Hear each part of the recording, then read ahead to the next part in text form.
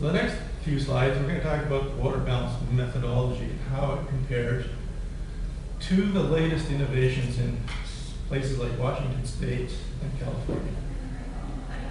And this is probably going to surprise you, I hope. So this information is coming from Washington State Department of Ecology and the California Environmental Protection Agency, the State Water Board, Water Resources Control Board. And then we'll look at what's happening in British Columbia and highlight one thing back from DFO. So this is all about what are people doing out there and how are we moving forward. In 2001, Washington State introduced the flow duration approach. And in 2012, they put out their stormwater management manual, and that mandated stormwater duration approach. It's a requirement for the national discharge licenses that they receive from EPA.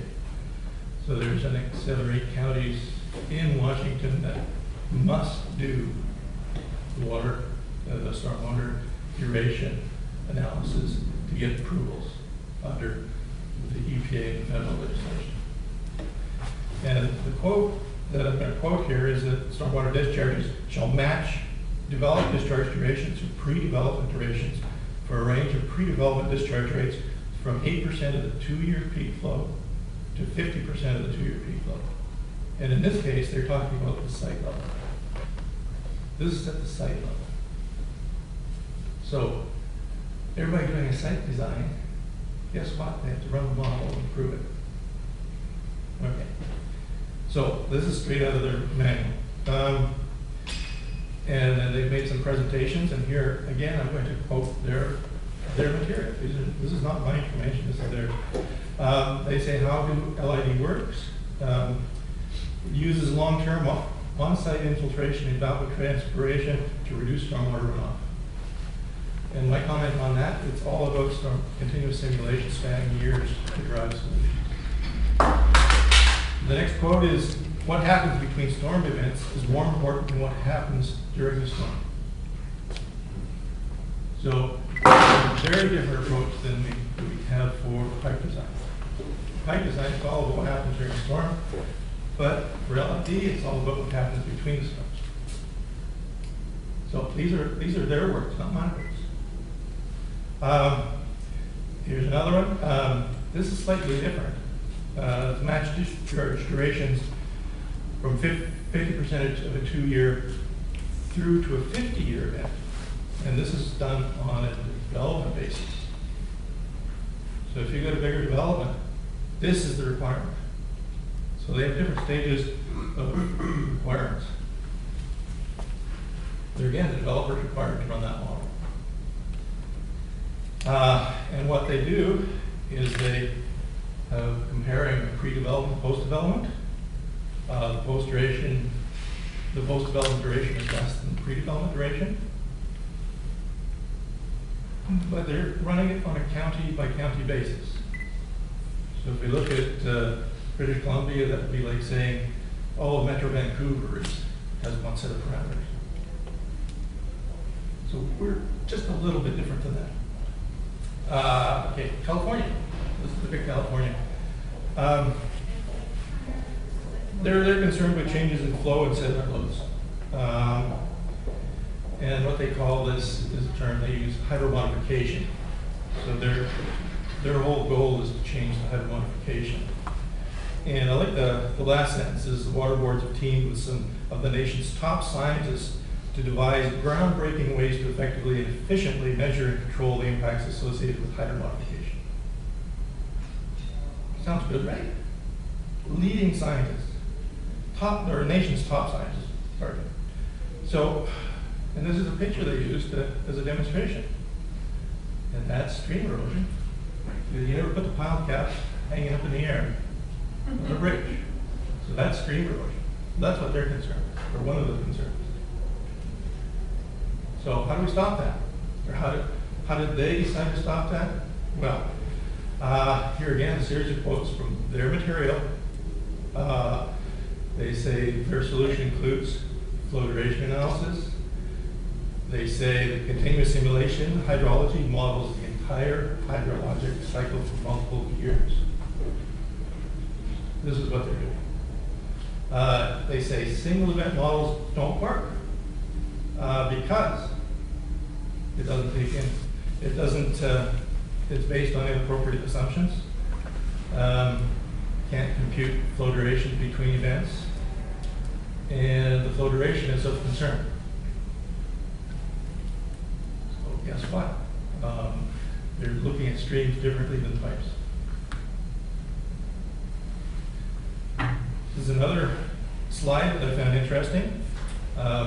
It just describes their water balance as they see the water balance as under land use changes from forest to full impervious. And as you can see, the red surface runoff increases as they develop farther, yes. Evapotranspiration decreases. Groundwater decreases. Well, they've tucked in this interflow. Interflow decreases as well. So they're starting to account for interflow as well as aquifer flows. And just off topic, if we try and restrict surface runoff pre-development, then we've got all this lost evapotranspiration to deal with. We've got extra volume there. So that becomes an issue. What do we do with that extra volume? This is an example slide that they show, where they're showing they're matching the pre and post development durations, and they're actually showing a deviation curve at the bottom. How do these two curves deviate to show performance? That's really interesting. Existing development with flood development, and this flood box is the area of concern from the 50% of the 2-year to 50-year. So how does that compare with what we're doing in British Columbia? Well, in British Columbia, we're learning from what other people are doing. Oh, by the way, 2015, the California has just adopted this. They've been rolling it out this year. It's fully in place now. So if you go online, look for California hydro modification, you see all the rules, all the regulations, all the designs. So it's all there now. They rolled it out. It's official. So in British Columbia, we're learning from others. We utilize available scientific advances. We're not making it up as we go along. We recognize our geographic constraints. We recognize that flow duration is a basic part of our methodology. We also include flood risks in our methodology. And where we do things a little differently is we look at watershed targets rather than county targets. Because we think watersheds tend to be unique and they should be treated as individually unique items. DFO, I've heard people refer to the DFO guidelines. Well, here's one of the things that are tucked into the DFO guidelines that are, here again, it's their words, not mine. It's a quote directly out of their guidelines. And it's under hydrologic design. It says pre-development rates of runoff from developed and undeveloped sites will be modeled using public domain hydrological analysis programs with continuous simulation. So, as part of the DFO guidelines, it has been for quite some time. So, we're adopting it. We just get on with it.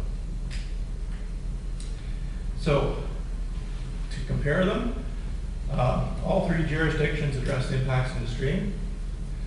All 3 jurisdictions are looking at flow duration for stream protection. All the jurisdictions are applying continuous simulation for the entire hydrologic cycle for multiple years.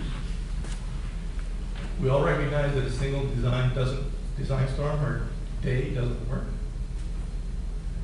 However, in BC, we're doing things just a little bit differently. We're focusing on the watershed as the key basis. We're not asking each developer of each site or each development to come along with a flow duration analysis. We're looking at a watershed and trying to short circuit that. And because of that, I think we're less restrictive, and which means we're probably going to cost things less doing it our way. So that's how we compare. Let's go forward. What does it actually mean to us? So how do we develop and implement performance targets?